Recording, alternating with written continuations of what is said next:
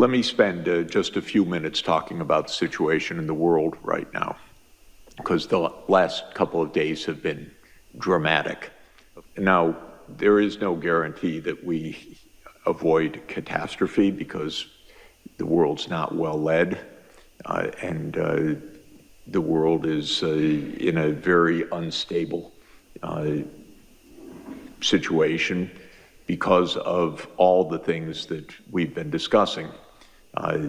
Of course, the climate crisis, all of the upheavals in the world economy, even aside from the interventions of leaders choosing wrong things, just the technological upheavals are astounding, and you know that better than I. So this is something quite dramatic. But another thing that's very dramatic is the geopolitical changes that are underway.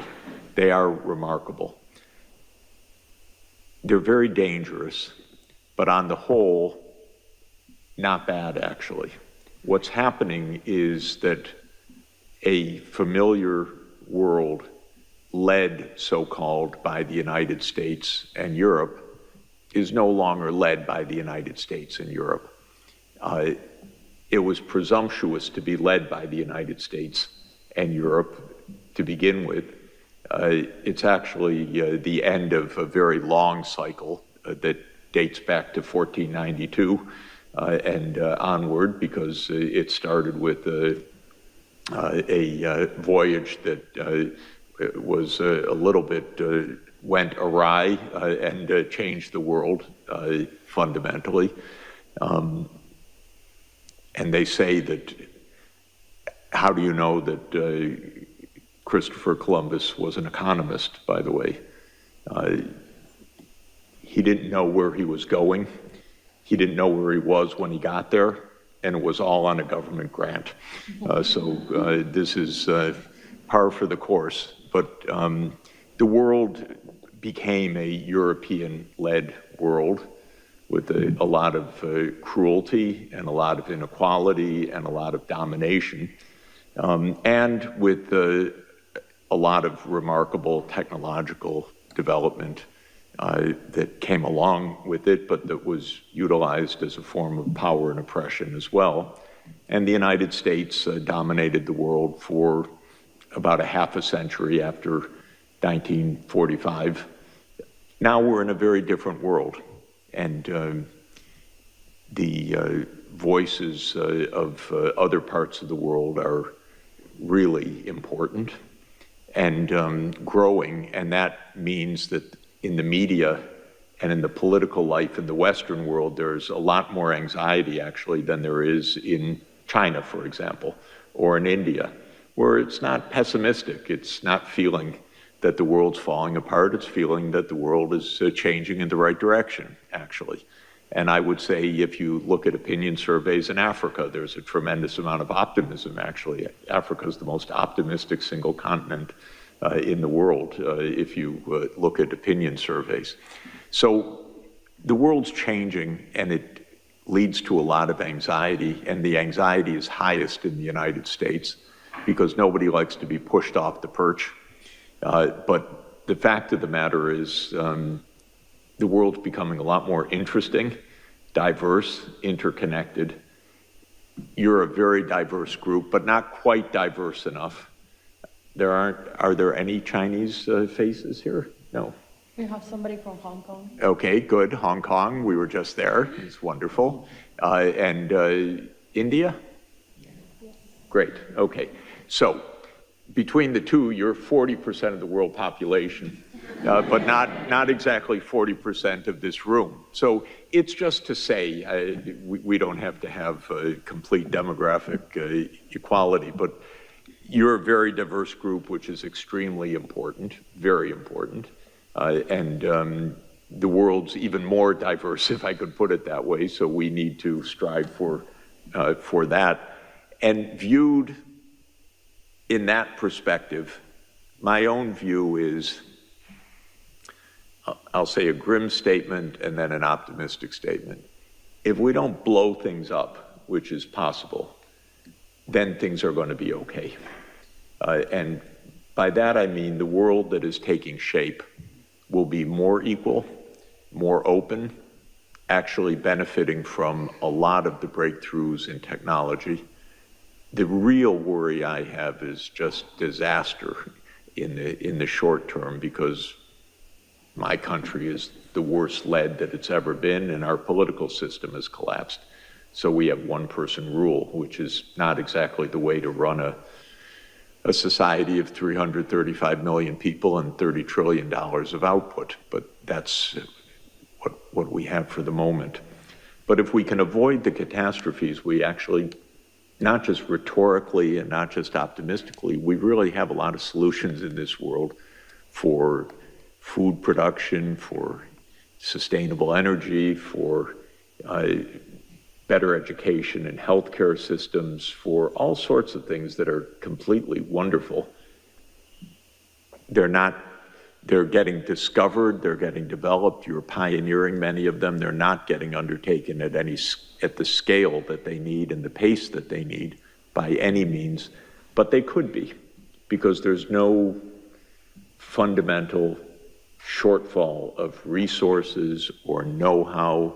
We're not running out of particular minerals so that we can't do this. We're not running out of land so that we're in a struggle for who eats and who doesn't eat. We're not running out of energy, because solar radiation is about 5,000 times our power usage on the planet. So if we deploy solar power, which is now cheaper than any other kind of power, we're not in an energy shortage as well. We're not in a know-how shortage, but we are in a fairness shortage. We're in a niceness shortage. We're in a calmness shortage. We're in a geopolitical crisis, and we are with a lot of instability from all of the upheavals of climate, which are going to get worse for the next 50 years, almost no matter what we do, because underlying our physical reality is a lot of warming built into the system and a lot of shocks that will come from that. That doesn't mean that the impacts necessarily get worse, because things can get buffered, we can become more resilient, we can become adapted, but the climate itself is going to become more dangerous shortly. So this is our state of affairs. Now, what specifically happened yesterday was the U.S. declared itself outside of the World Trade System. 2 weeks ago, the U.S. declared itself outside of the climate challenge. 3 weeks ago, the U.S. declared itself out of the sustainability challenge. 4 weeks ago, the U.S. declared itself outside of the WHO. All right. Honestly, it doesn't get dumber than this, really. But the U.S. is 4.1% of the world population. And as I said, the other 95%, I don't see things diminishing in intensity of purpose, but rather increasing. And there are a lot of very good things that are happening, even because of the United States' strangeness of behavior right now. For example, China and India, which have been at loggerheads for 60 years, for more than that, for almost 80 years, for a complicated reason that the British drew an arbitrary borderline in the Himalayas, and that has meant border dispute and conflict between China and India since India gained independence in 1947 and the People's Republic of China was formed in 1949, and they're still fighting over a line that a guy named McMahon drew arbitrarily in 1880, never having been up to the Himalayas where he drew the line. And there is, by the way, a theorem that I kind of subscribe to, that all problems in the world go back to the British. So that's true in the Middle East, it's true in the Himalayas, it's true in much of the world. Yes, it's true all over Africa. It is actually a very good rule of thumb. It's not quite a proven theorem, but it's a very good rule of thumb. In any event, the Indian and Chinese foreign ministers got together and said, what are we fighting about? We should trade more, we should invest more. And then very positive statements came from Prime Minister Modi and from President Xi. Then last week, 3 other countries that are at loggerheads for no reason in the world, honestly, China, Korea, and Japan. They are divided because the United States says you're on our side and they're the enemy to China and Japan, and to Korea and Japan vis-a-vis China. The 3 got together because they see the U.S. Not such a great, protector of their interests, and they said we need to improve relations with each other. This is very, very good. And if you think about Iran and Saudi Arabia, for example, which was defined by the U.S. to be the fundamental schism of Shia and Sunni, and so much of U.S. policy was playing the Sunnis against Shia, Iran, and so forth.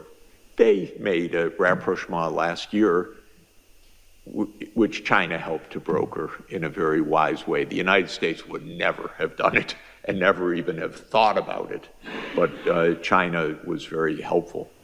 So truly, I'm not so pessimistic at all. I just see the world changing, and I can understand the pessimism in the newspapers that I happen to read in the U.S., because they're all geared around the idea of the U.S. as number one. And if you put that aside, I like a world in which China's playing a much larger role, and India's playing a much larger role, and the African Union's playing a much larger role, and Saudi Arabia's playing a much larger role. To me, this is a great world. It's a world of diversity, much better food, much better conversation, much better places to visit, much more fun in conferences and meetings and problem solving and all the rest. But if you just happen to be a U.S. strategist, it looks very grim and dangerous and so forth. So I don't buy into the danger part. I do buy into the danger part for the reasons I said, but I don't buy into the inevitability of crisis. So what I would really like you guys to do is to stay on the networking course and the practical course and the problem-solving course. And I want us to help you to do that. And just to be very clear, SDSN Youth is not to empower youth per se. It's to help solve global problems, of which you have a lot of solutions. So that's a little bit different. We have a little more access than you do to some places, being older and gray hair, but you know how to fix our phones and computers a lot better than we do, and what's going on with the latest apps and how to use them and so forth. And that's actually unique knowledge in our world right now. And so it's really important that you're at the table. It's true, you should be at the table for 2 reasons. One, to protect the interests of your generation against 78-year-old U.S. presidents that don't know how to think ahead. So that's true, but I don't think that's the main reason you should be at the table. The main reason you should be at the table is you can help move this agenda forward in a very significant way. So I had good experience when I was young. Luckily thrust into places where I could do something at an early stage of my career. And thank God it worked, because otherwise that would have been the end of it. But in any event, you can do a lot. But I also know we can help you too, because you learn a lot actually along the way as well. Every day I learn something that I say, I cannot believe I didn't know that for the last 50 years of trying to know what I know. and pretty fundamental stuff every day, which is weird to me, actually, because by now it should be kind of rote, but it's not rote at all. There's just so much to learn. And I kind of walk around my whole life with a book in my hand, or now with an ebook or on my phone or something, reading every day and learning pretty basic things, actually, which is annoying, really annoying, because it should have been done already, but it's not. So all of that is to say we can help you, and I can help you, and I can help you network, and I can help you learn things. So don't presume you know everything, but don't presume that you don't know what you're seeing with your own eyes about things that can be done. So that's really the balance that's extremely important. Now, what's going to happen after 2030? Let me say a few words about that, because you're going to play a big role in that. Obviously, we're not going to achieve what we set out to achieve in 2015, September 25th, 2015, when Pope Francis ushered in the Sustainable Development Goals at the UN. The agenda was pretty optimistic beforehand. At the time, it was very stretched goals. It would have required a lot of capacity and working together to make them happen. Of course, we just didn't get the major powers to work very hard on any of this. The only one that made a major effort, in my view, was China, actually. Europe said a few things at the beginning, but Europe got caught in this Ukraine war, which, to my mind, was just a disastrous mistake, because the United States doesn't know how to make peace, and blew the chance after 1991 to